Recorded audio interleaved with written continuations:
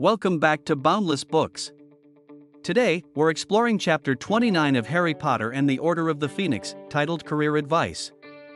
This chapter brings us into the quieter yet deeply significant moment when Hogwarts students begin to contemplate their futures. Against the backdrop of ministry interference and increasing tension at the school, Harry finds resolve in his ambition to become an Auror and sees Professor McGonagall stand her ground in an unforgettable clash with Dolores Umbridge.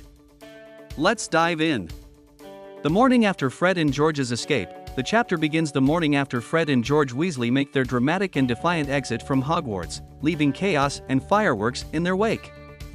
Their rebellion against Umbridge has left the students buzzing with admiration, and the staff seem quietly supportive of the twins' actions.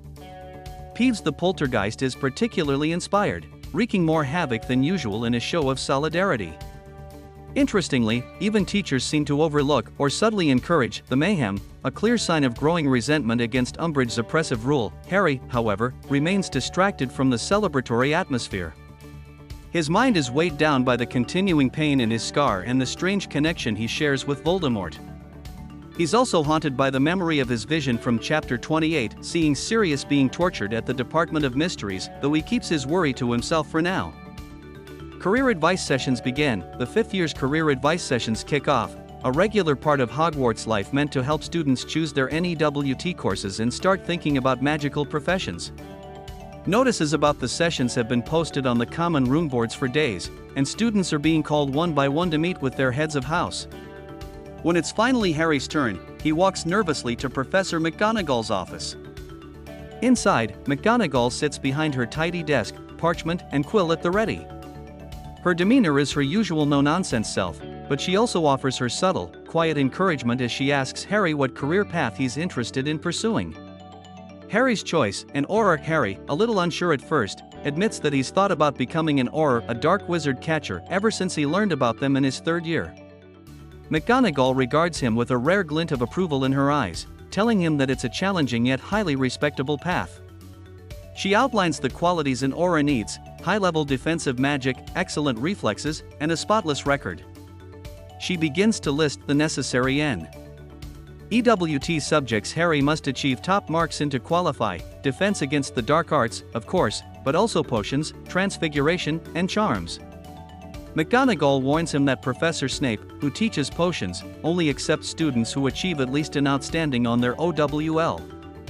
She encourages Harry not to let this deter him but to aim as high as possible. Umbridge interrupts. Just as McGonagall and Harry are discussing his options, the door bursts open and in walks Dolores Umbridge, wearing her saccharine smile and her ever-present fluffy pink cardigan. She claims she wants to observe the career advice process, but her real intention quickly becomes obvious: to intimidate and belittle Harry. Umbridge wastes no time in making snide comments about Harry's ambition, loudly questioning whether the ministry would ever accept someone with Harry's record. She refers to his supposed delusions and disciplinary issues, mocking his belief that Voldemort has returned. Umbridge suggests Harry might instead consider a career in magical maintenance, implying that he is unfit for anything else. McGonagall, however, immediately jumps to Harry's defense. In one of the most memorable moments of the book, she icily tells Umbridge to mind her own business and states firmly that she will personally ensure Harry achieves the marks and skills he needs to become an Auror, even if it means coaching him herself every night. The tension in the room is palpable as the two women stare each other down, neither backing down an inch. A defining moment for Harry. This moment is hugely significant. He sees that at least one member of the staff truly believes in him and is willing to fight for his future. McGonagall's staunch support emboldens him, and he leaves the meeting more determined than ever to succeed. In the corridors outside, the faint sound of distant fireworks from Fred and George's earlier mischief seems almost symbolic, a spark of rebellion and resistance still alive in the walls of Hogwarts. Key moments in the chapter include: Fred and George's departure continues to inspire chaos, especially from Peeves, who has taken up their cause. Career advice sessions begin for fifth years, marking a coming-of-age milestone. Harry declares his ambition to become an Auror and learns the requirements for the career. Umbridge interrupts the session to undermine Harry and question his ability. McGonagall fiercely defends Harry, promising to help him achieve his goals no matter what. Harry leaves the meeting more motivated than before, feeling supported and seen. Book versus movie differences. This chapter does not appear in the movie adaptation at all. Harry's career ambitions and the vital scene of McGonagall standing up to Umbridge are completely omitted, which removes a layer of depth from both Harry's character and McGonagall's role as a mentor.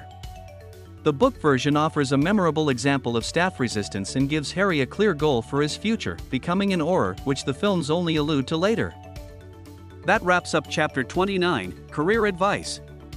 This chapter may seem quieter compared to the battles and chaos elsewhere in the story, but it's a pivotal moment for Harry's personal growth and for the rebellion simmering at Hogwarts. McGonagall's unflinching defense of her student shows just how much the staff truly care, even under Umbridge's oppressive rule. What magical career would you choose if you were at Hogwarts? Let us know your answer in the comments below. And don't forget to like this video, subscribe to the channel, and join us next time as we dive into Chapter 30.